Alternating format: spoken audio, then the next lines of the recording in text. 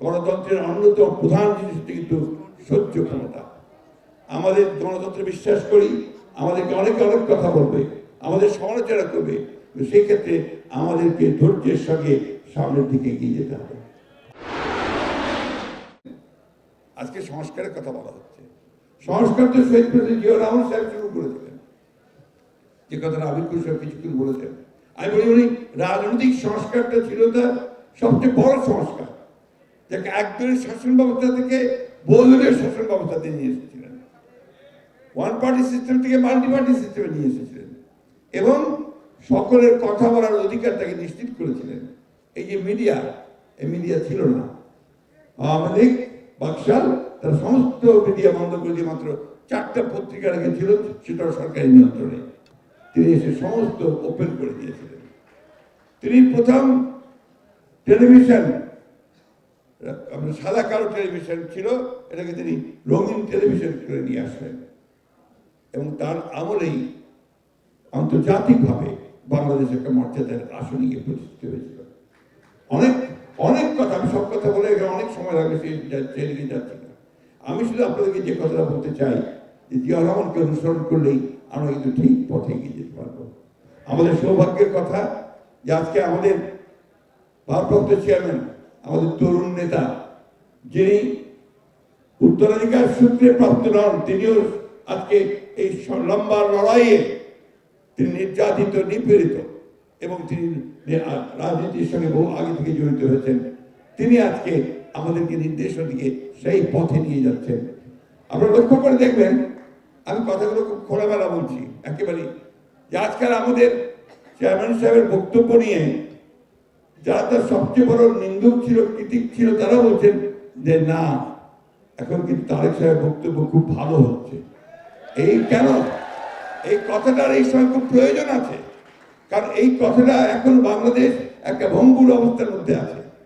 এই সময় যে নেতার বক্তব্য জাতিকে উদ্বুদ্ধ করবে, অনুপ্রাণিত করবে, সেখানে কিন্তু জাতি সামনের দিকে এগিয়ে যেতে পারবে। সেই জন্যই আল্লাহর অশেষ রহমতে আমাদের সেই নেতৃত্ব আমাদের সামনে চলে এসেছে। আর আমাদের দায়িত্ব হবে আমরা দেশে থেকে সেই জিয়াউর রহমানের যে সততা, সেই সততাকে যেন সবাই আমরা রক্ষা করি। তার যে স্বপ্ন, সেই স্বপ্নকে বাস্তবায়িত করবার জন্য আমাদের চেয়ারম্যান তারেক রহমান সাহেবের যে স্বপ্ন, সেই স্বপ্নকে বাস্তবায়িত করার জন্য আমরা যেন সবাই ঐক্যবদ্ধভাবে সামনের দিকে এগিয়ে যাই। আরেকটি কথা বলে আমি শেষ করব, সেটি হচ্ছে যে সহনশীলতা, টলারেন্স। গণতন্ত্রের অন্যতম প্রধান জিনিস হচ্ছে কিন্তু সহ্য ক্ষমতা। আমাদের গণতন্ত্রে বিশ্বাস করি, আমাদেরকে অনেকে অনেক কথা বলবে, আমাদের সমালোচনা করবে, সেই ক্ষেত্রে আমাদেরকে ধৈর্যের সঙ্গে সামনের দিকে এগিয়ে যেতে হবে। আরেকটি কথা, আমি অনেকেই আছেন, আমাদের ঢাকা মহানগরের নেতৃবৃন্দ আছেন, ছাত্রদল, যুবদল, অঙ্গ সংগঠনের সবাই আছেন এখানে। মানুষের কাছে যেতে হবে,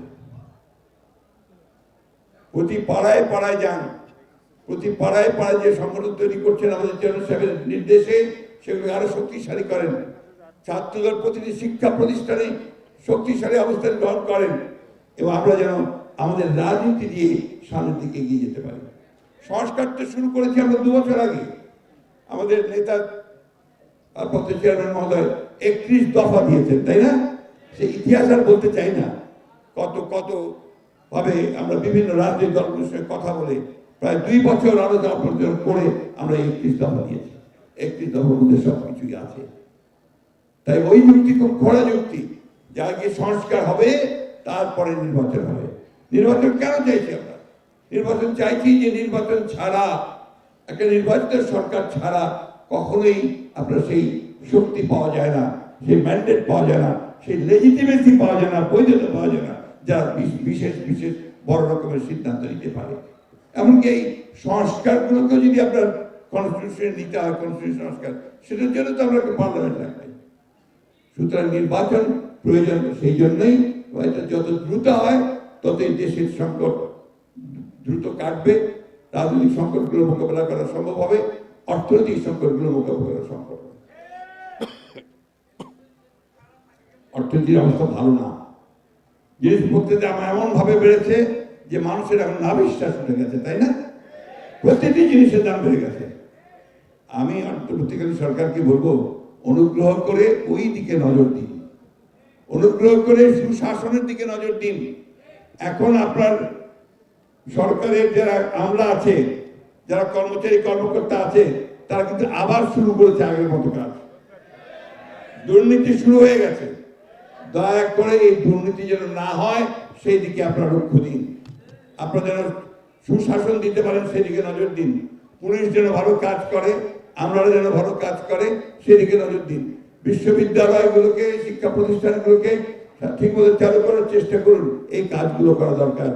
এবং সঙ্গে সঙ্গে নির্বাচনের জন্য দ্রুত ব্যবস্থা গ্রহণ করুন। এই কথা বলে আজকে আবারও আমাদের দলের প্রতিষ্ঠাতা, আমাদের গণতন্ত্রের যিনি নতুন করে গণতন্ত্র দিয়েছিলেন আমাদেরকে, সেই শহীদ প্রেসিডেন্ট জিয়াউর রহমান, যিনি আমাদেরকে নতুন বাংলাদেশের স্বপ্ন দেখিয়েছিলেন, সেই শহীদ প্রেসিডেন্ট জিয়াউর রহমান জন্মদিনে আমি তার প্রতি আমার শ্রদ্ধা নিবেদন করছি। একই সঙ্গে আমরা দেশের, আমাদের মাতা দেশের নেত্রী বেগম খালেদা জিয়ার প্রতি শ্রদ্ধা নিবেদন করছি এবং এই দোয়া আল্লাহ তাআলার কাছে আজকে করতে চাই যে আল্লাহ তাআলা আমাদের নেতা তারেক রহমানকে আপনি দীর্ঘ জীবন দান করুন, উনি দ্রুত আমাদের মধ্যে ফিরে আসুন এবং আমাদের এই নেতৃত্ব দান করুন। এই কথা বলে তাকে